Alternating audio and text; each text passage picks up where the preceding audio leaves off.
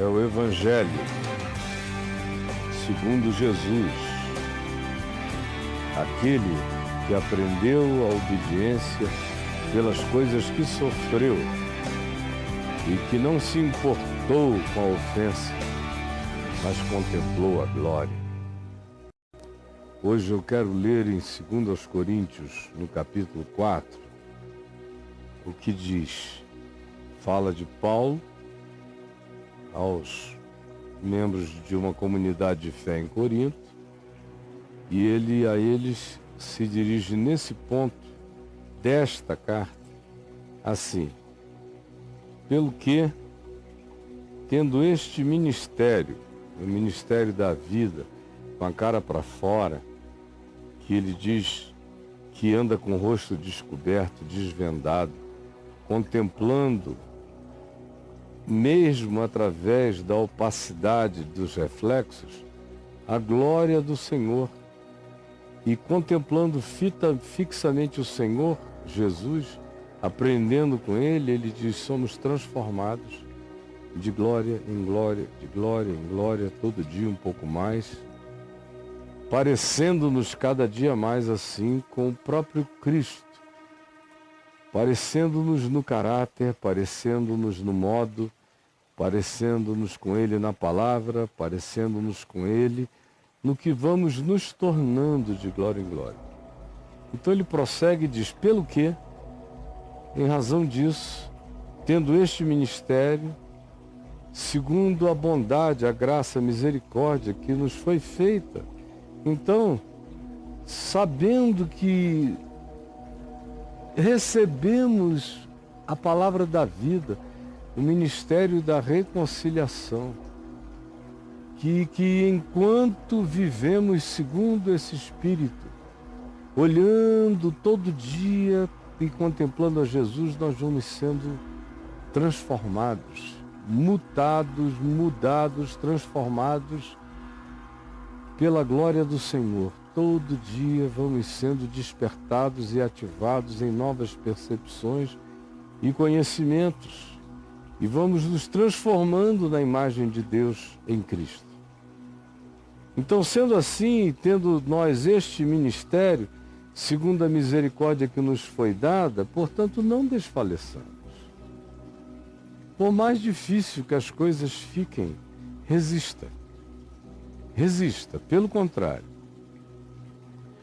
Rejeitamos as coisas que, por vergonhosas, se escondem. Nós não queremos ter um mundo oculto ou escondido, ou um mundo de vergonhas a ser ocultado. Eu não desisto, ele diz, pelo contrário, prossigo, rejeitando coisas que por vergonhosas se ocultam. Essas eu não quero na minha vida, não quero ter uma esquina de mistério na minha vida. Também outra coisa que eu faço, não ando com astúcia, com malandragem, com esperteza, com sagacidade. Não ando assim. Em Cristo é sem véu na cara e também sem malandragem e sem sagacidade. É com uma cara só. Porque só seremos transformados segundo a imagem do Senhor se tivermos uma cara só. Só seremos transformados segundo a imagem do Senhor se tivermos uma cara só. Por isso não andamos com astúcia, nem tampouco adulteramos a palavra de Deus para que ela diga o que nos interessa que ela diga. Ao contrário, nós a proclamamos, e a palavra de Deus está em Cristo, que é o Verbo. Como ele disse aqui antes, não está em Moisés. Moisés fazia parte do ministério da morte, que se cobria com um véu para que ninguém percebesse a sua desvanecência. Ele diz: e não somos como Moisés. Portanto, não adulterar a palavra de Deus é não adulterar a palavra do Evangelho de Cristo Jesus. Não tem nada a ver com tradução de Bíblia, não tem nada a ver, eles não sabiam nem o que era isso. Paulo não tinha um Novo Testamento na mão, ele tinha o Evangelho e o conhecimento de Cristo no coração, era só o que ele tinha. E ele diz: isto que me foi passado é o que eu entreguei. E eu não adultero a palavra que foi vivida, encarnada, praticada por Jesus e ensinada pelos apóstolos e aprendida por mim, quando ele mesmo se me apresentou na estrada de Damasco, explodindo a sua luz na minha consciência. Por isso, não andamos com astúcia, nem adulteramos o Evangelho. Antes, nos recomendamos à consciência de todo homem, dizendo, podem olhar para nós. Nos recomendamos à consciência de todo homem significa não temos medo de sermos expostos. Não temos privacidades a guardar. Nossa cara é uma só, para dentro e para fora, porque não andamos com astúcia, nem adulteramos a palavra de Deus. Por isso, nos recomendamos à percepção, à consciência, ao discernimento de todo homem na presença de Deus, pela manifestação da verdade em nós. Pela manifestação da verdade em nós, não temos medo de nenhum tipo de observação. Aquela que vem dos bons olhos e aquela que vem dos maus olhos, nós não temos medo de nada disso, porque na presença de Deus nos recomendamos a percepção de quem quer que seja, a consciência de quem quer que seja, pode nos olhar, ele diz. Não temos medo de nós e em nós manifestar-se-á exclusivamente a verdade. Mas, se o nosso Evangelho, e quando ele diz o nosso Evangelho, ele não está falando de um conjunto de livros que não existia ainda. Ele está falando daquilo que ele levava pregando, de Jesus, conforme ele, Paulo, ensinava. Por isso não é aqui apenas, mas em outros lugares se vê Paulo se referindo ao nosso Evangelho, ao meu Evangelho. Porque tinha muita gente que tinha ouvido o galo cantar, mas não sabia onde. Tinha tido algumas informações, tinham achado interessantes tais informações e saíam por aí proclamando um Jesus atrofiado, mutilado, exacerbado, inchado, protuberante, um Jesus disforme, um Jesus não harmônico, um Jesus de ênfases exacerbadas e sem equilíbrio, porque eram pessoas que não tinham ou convivido com ele ou não tinham aprendido direto da fonte qual era o significado do Evangelho. Então havia uma proliferação de evangelhos distorcidos sendo anunciados, ensinados e pregados. Por isso Paulo diz, se o nosso Evangelho, o meu, o dos apóstolos, se o nosso Evangelho, mas particularmente ele está usando o nosso como aquele plural de humildade. O que ele está de fato dizendo, chamando isso para o particular é, se o meu Evangelho ainda está encoberto, ainda tem véu, é para os que se perdem que está encoberto, porque na minha cara não tem véu e o que eu ensino não tem mistério. Mas se o meu Evangelho ainda não é percebido, é para aqueles que se perdem, para aqueles que se colocam na posição de terem os seus sentidos embotados para a compreensão, porque não querem compreender, conforme eu disse ontem. Não querem, não entendem porque não desejam entender e serem por tal entendimento perturbados e eventualmente curados. Por isso Paulo disse, o nosso Evangelho ainda está encoberto, é para os que se perdem que está encoberto, nos quais, nos incrédulos, em suas mentes, o Deus deste século, o príncipe deste mundo, o diabo, cegou o entendimento deles. E por que cegou o entendimento deles? Porque eles eram incrédulos. Eles eram incrédulos, não queriam crer na palavra que a eles chegou. E porque não queriam crer, se tornaram embotados. Olhem a culpa responsável e delituosa desses indivíduos, eles não entenderam porque não quiseram, em razão de terem endurecido os seus corações e percepções pela incredulidade, a fim de que, pelo escudo da incredulidade, eles nem ouvissem e dissessem, chamassem a sua incredulidade de incapacidade de entender, quando na realidade era indisposição, e é indisposição de compreender. Por isso é que o Deus deste século cega o entendimento, a compreensão desses que já chegam com o coração fechado, indispostos a crer, para que, portanto, o Deus deste século aproveita a incredulidade deles e os cega no entendimento, para que lhes não resplandeça a luz do Evangelho para a glória de Cristo. Eles são incrédulos, eles se fecham, e o Deus deste século os cega, para que se não lhes manifeste, para que se não lhes resplandeça a luz do Evangelho da glória de Cristo que é a imagem do Deus invisível, o primogênito de toda a criação, de Cristo que é a expressão exata do ser de Deus.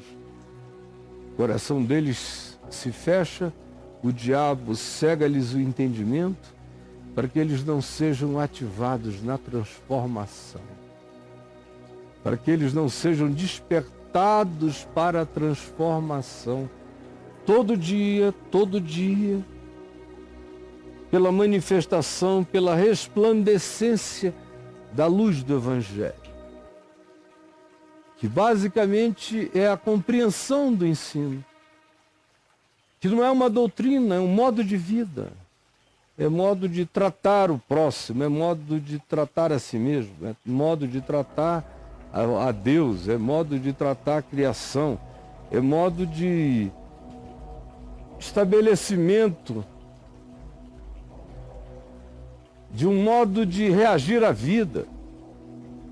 Por exemplo, sem ansiedade, sem medo, sem ódio, sem vingança, sem inocência, sem busca de aparência, dedicando-se exclusivamente ao que seja bom, puro, verdadeiro, fiel e produtor do caráter de Deus em nós. Então, se o indivíduo não quer aceitar essa transformação como o melhor projeto de vida para ele e endurece o coração, o diabo cega o entendimento. E aí ele não vê mais nada, não vê mais nada. Não vê, não enxerga. Não consegue discernir a resplandecência da luz do Evangelho, mostrando todo dia para ele novas facetas de Cristo, pelas quais ele é transformado na imagem de Deus, por cuja resplandecência de luz iluminando glórias e facetas do caráter de Cristo e do chamado à vida segundo Jesus, conforme o pisar da vereda do Evangelho, porque ele não aceita isso, ele não é transformado, mas se ele acolhe isso, o diabo não tem o poder de o cegar, e ele, com os olhos bem abertos, vai todo dia sendo transformado na imagem de Jesus. Então Paulo diz, porque não nos pregamos a nós mesmos, ou seja, eu não estou aqui me anunciando, não estou, mas ele não tinha nada para oferecer a não ser a ele próprio como evangelho, como uma carta viva de Deus para os homens. Ele não tinha alternativa, ele está dizendo, o único lugar onde existe evangelho que vocês é na minha. Não são quatro livros, e nesses 4 livros estavam escritos. Onde é que havia evangelho? Ele diz, existe evangelho aqui na minha vida. Olhem para mim. Eu sou um evangelho. Eu sou uma boa nova de Cristo. Não há ninguém que chegue, que me atropele ou que me tire definitivamente do rumo obstinado da minha caminhada, que é olhar firmemente para Jesus e ser transformado todo dia por esse olhar, por essa iluminação da luz do Evangelho praticada em mim, transformar-me então na glória de Deus cada dia mais. Por isso nós não pregamos a nós mesmos. Eu sou só apenas uma ilustração do significado do que o Evangelho pode despertar, fazer, realizar, ativar num ser humano. Porque não nos pregamos a nós mesmos, mas sim pregamos a Cristo Jesus como Senhor de todos. E a nós mesmos como servos de todos, por amor de Jesus no mundo. Essa é a nossa pregação. Não estou dizendo olhem para mim, eu estou dizendo olhem para Cristo. Mas vocês não vão ver Cristo aqui em lugar nenhum, nem no livro, nem numa tese. A tese de Cristo no mundo, onde eu estou passando, sou eu. Eu apresento a Jesus na minha vida, mas não estou me anunciando. Eu estou ilustrando Jesus através das práticas da minha existência. Enquanto isso, eu ofereço a vida como servo de tudo e de todos, porque foi o mesmo Deus que disse haja luz e houve luz. Ele mesmo foi que resplandeceu no meu coração, na estrada de Damasco, luz. Foi Ele mesmo que resplandeceu no coração de todo aquele que veio a crer em Jesus, luz, para iluminação, para percepção da face de Deus, para a percepção de Deus. O Deus invisível só se deixa ver na face de Cristo. Foi para isto que tivemos iluminação no Evangelho, para que víssemos Deus resplandecente na face de Cristo e em Cristo nos transformássemos em Cristos de Deus, vivendo como Cristos de Deus neste mundo. Esta é a conversão, esse é o verdadeiro ativamento da glória de Deus em nós. Temos, porém, este tesouro maravilhoso, é um tesouro lindo, né? Temos, porém, este tesouro em vasos de barro. Vasinho de barro aqui, ó, todo dia mais velho, mais enquirquilhado. É o vaso de barro. Esse tesouro, olha que tesouro, está aqui, me habita. Eu sou esse vaso de barro, habitado por esse tesouro incomensurável. É aqui que temos esse tesouro. Para quê?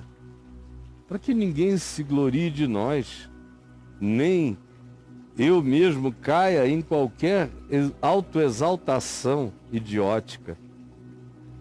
Temos esse tesouro num barro falível, num vaso quebrável, para que a excelência do poder seja de Deus sempre, para que a excelência do poder seja de Deus e não de nós. Para que a excelência do poder seja de Deus. E você vai ver que o vaso é de barro, quebra, é fraco, é esboroável, é mortal. Mas o tesouro que habita é pura graça. Não há uma relação de causa e efeito entre o que me habita e a pessoa que eu sou. O que me habita é infinitamente maior do que a pessoa que eu sou. Eu sou só um vasinho de barro, mas esse poder me habita, para que a excelência seja de Deus e não de nós.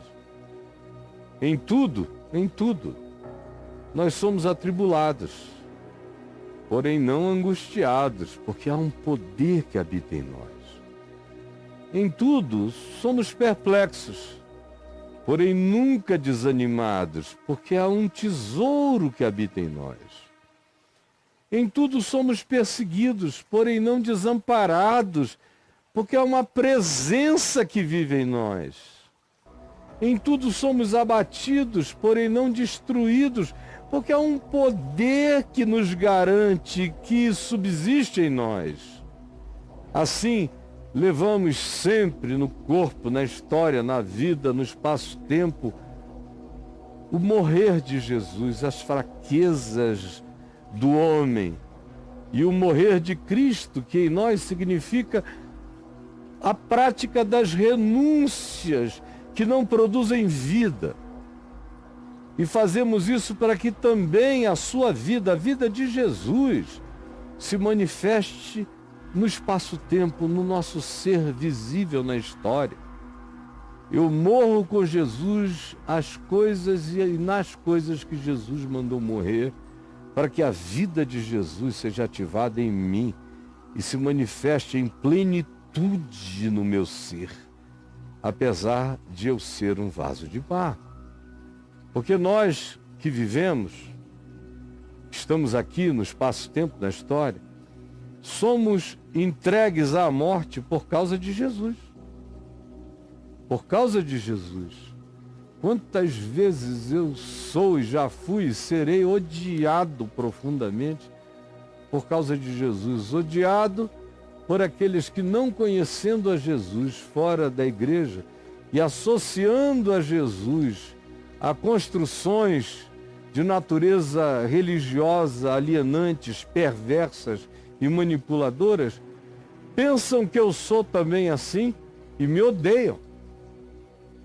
De um outro lado, tem a igreja, que como veem que eu não me deixo absorver pelas suas deformidades, pelas suas manifestações do descaráter divino, pela sua ação contrária ao Evangelho e pelos seus apegos e ganâncias entorpecidos por desejos caprichosos que nada tem a ver com o Espírito de Cristo, ao me olharem, também me odeiam, por causa de Jesus.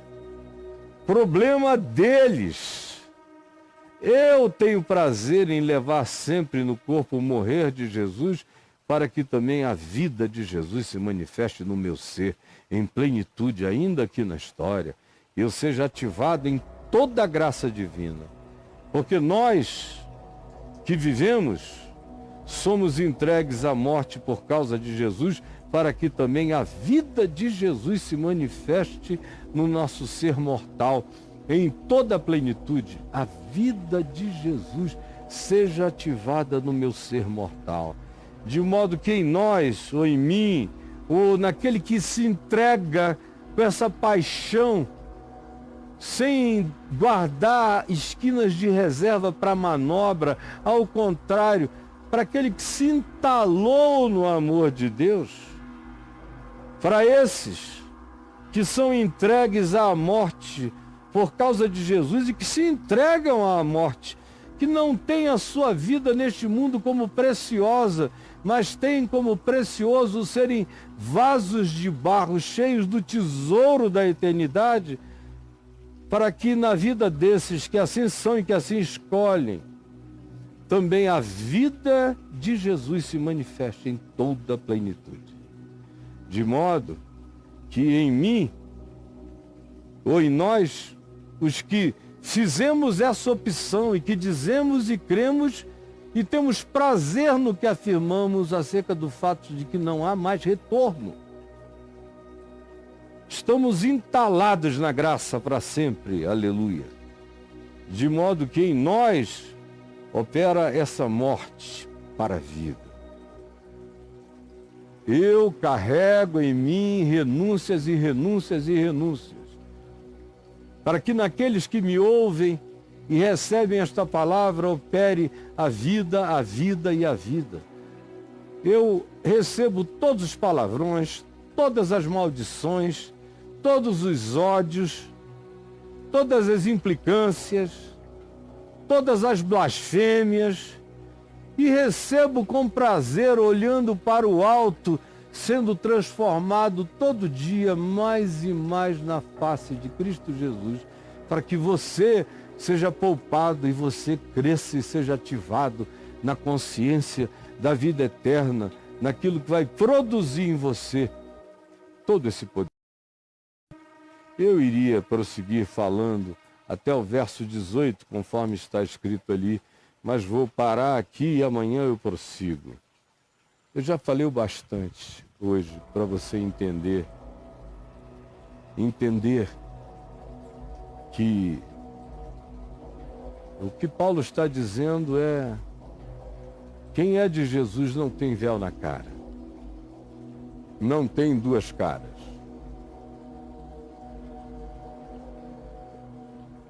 Não tem o que encobrir, não tem esquinas escuras. Ao contrário, vem para a vida sem o véu de Moisés que esconde o que nele estava desvanecente.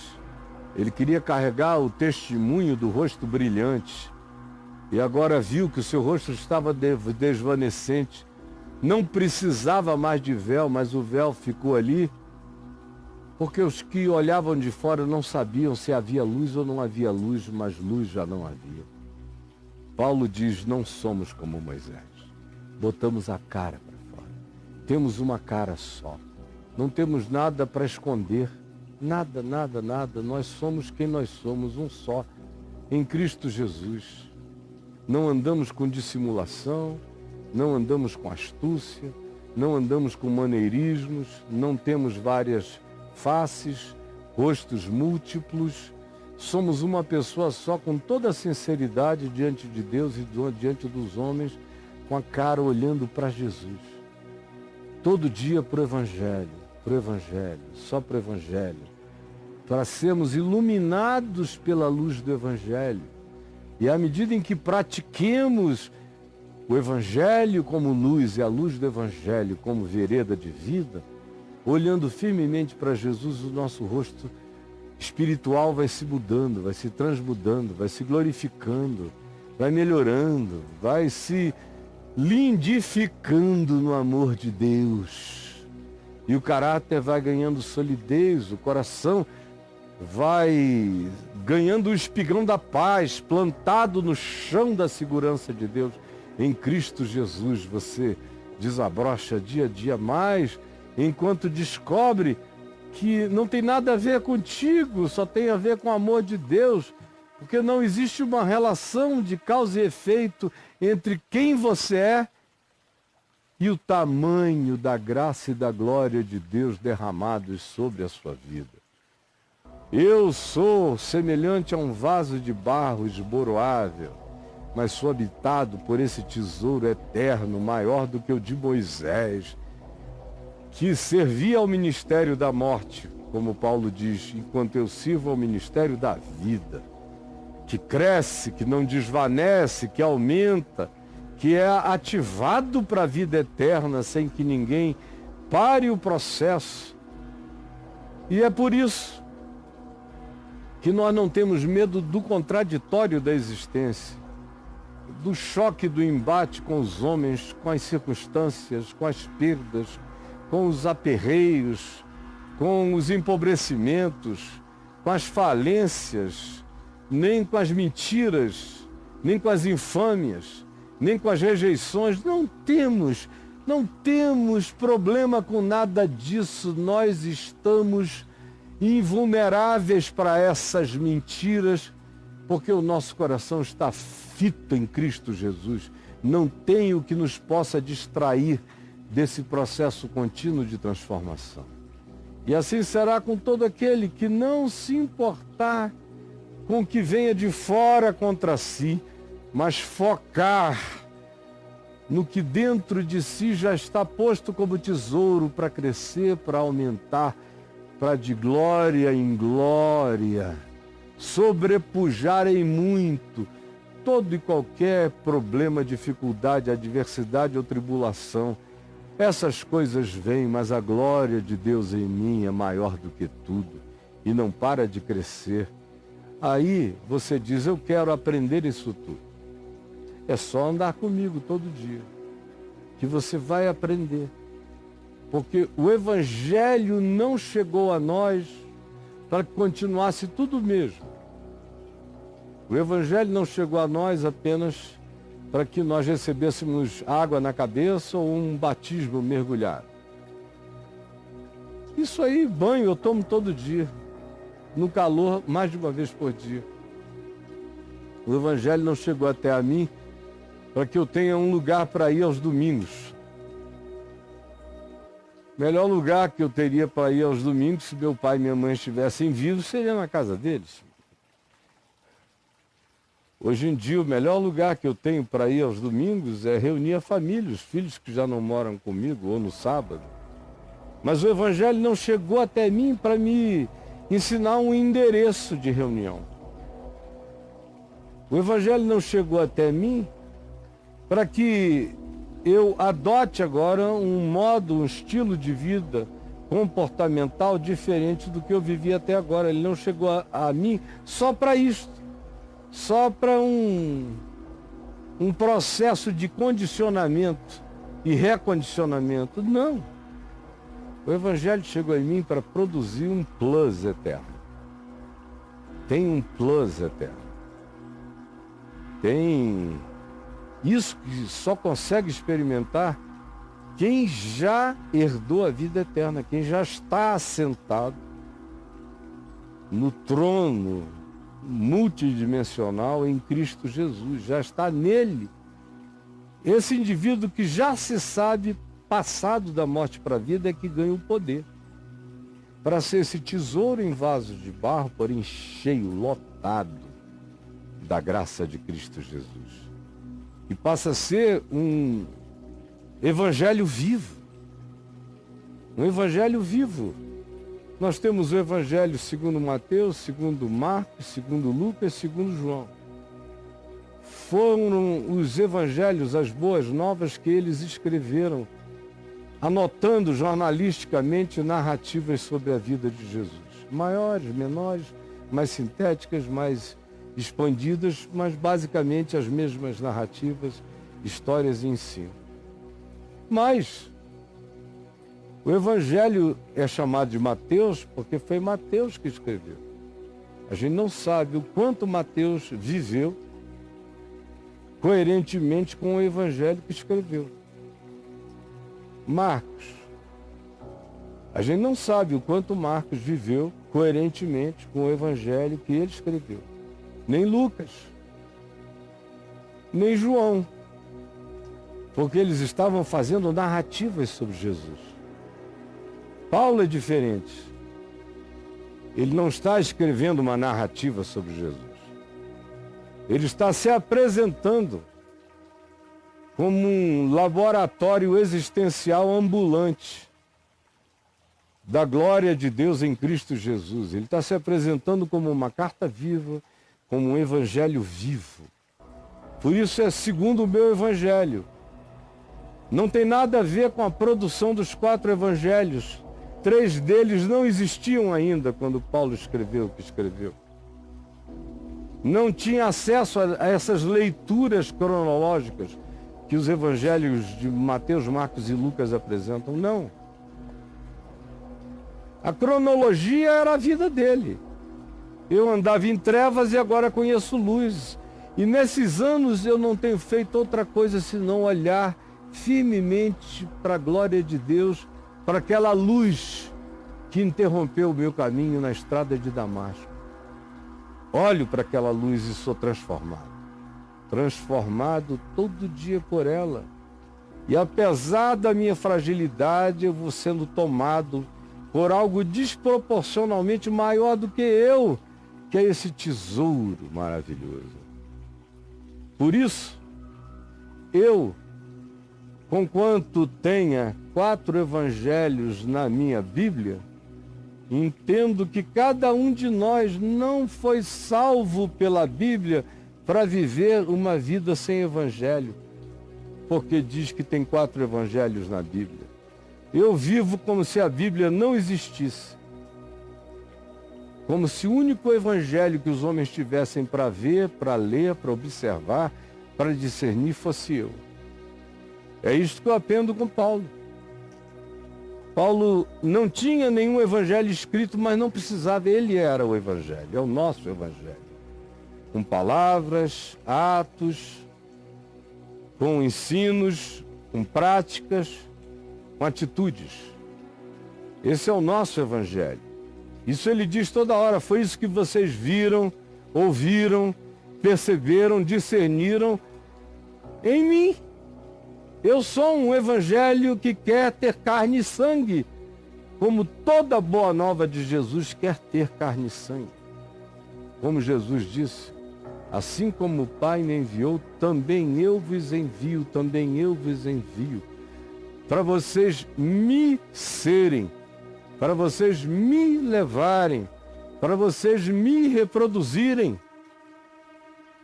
para vocês serem nos vasos de barro uma manifestação gloriosa da graça de Deus, para que vocês sejam evangelhos ambulantes.